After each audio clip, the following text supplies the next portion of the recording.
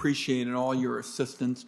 Also, for people who are paying attention to this discussion right now, and they're being introduced to some new acronyms, some new lingo in the foreign policy and trade area.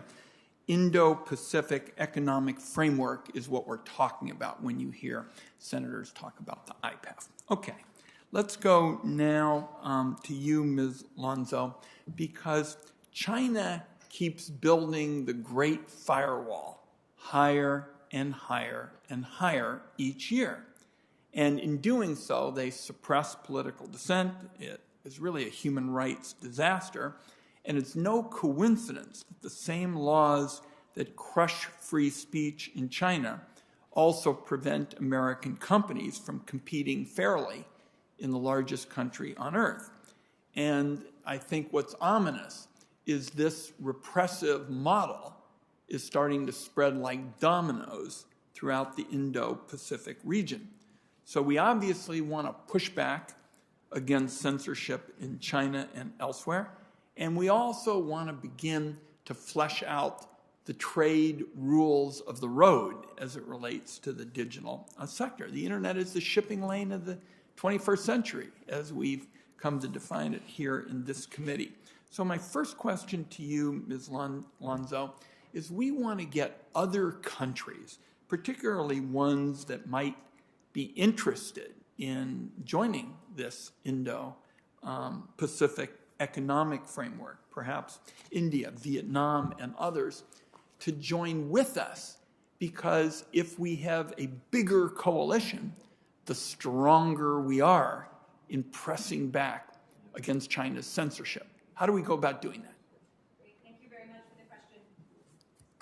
Thank you very much for the question, Senator Wyden. I think it's going to involve a mix of various strategies. I think one of the most important things to do when looking in the Indo-Pacific region is to understand what are some of the motivations behind some of the more concerning tactics that we have seen or concerning elements of the legal frameworks. For example, in my testimony, I talk a lot about this issue of personnel localization or local presence rules. These are kind of proliferating across the region for various reasons.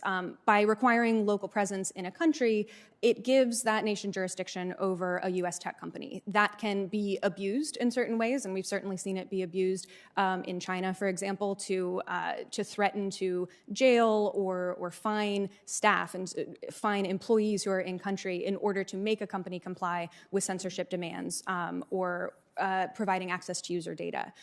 But there are also reasons, for example, legitimate law enforcement needs to access user data, or concerns about the security and privacy of user data if U.S. tech companies are not kind of bound by the laws in a particular country. So that's where I think the United States could really kind of look at addressing those underlying impacts, including through whatever updates are needed to the laws in the United States, which I do hope includes passing federal privacy legislation and updating reforming U.S. surveillance laws.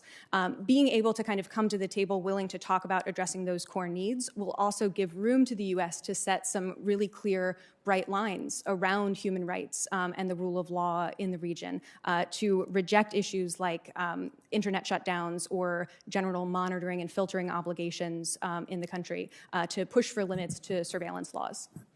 I know we're going to call on you frequently in this area because particularly your work focusing on the intersection of human rights and technology is especially important right now. I recently got asked by the press what the importance of encryption is, because I kept talking about it in the context of Ukraine and Russia. And I said, let me be real blunt about this. Encryption there is literally a matter of life and death. It's just that simple. If you don't protect people's data with strong encryption, you can have people lose their lives. So thank you for your good work. Question for you, Mr. Wessel, as I wrap up my first round. What do you think the lessons are, Mr. Wessel, as it relates to what we learned with the USMCA, U.S.-Canada-Mexico agreement, as it related to protecting workers? And we want to make sure that workers are protected on both sides of the ocean. We want to make sure that we use the innovative steps that we have recently put together with respect to worker protection and see if there's some lessons learned for going forward in the Indo-Pacific region. You were instrumental in working with us on what came to be known. I'm proud to be associated with Senator Brown on this, the Brown-Wyden Rapid Response Mechanism to respond to labor violations at the facility level in Mexico. What are the lessons from USMCA that we can employ to protect workers both in the Indo-Pacific region and our workers who are counting on those good-paying jobs? Thank you for the question, and thank you for your leadership along with Senator Brown and others in bringing us the rapid response mechanism. It was an innovative and groundbreaking approach in terms of labor rights enforcement, coupled with what the USMCA had as part of its definition of what the rights should be to be enforced. It ensured for the first time facility level enforcement mechanisms, replacing essentially state to state, so that we knew that the bad actors would pay the price for any abuses of labor rights. There's been an evolution, as you know, of labor rights over the 40 years, the last 40 years, from simple unilateral approaches to enforce your own laws to new standards.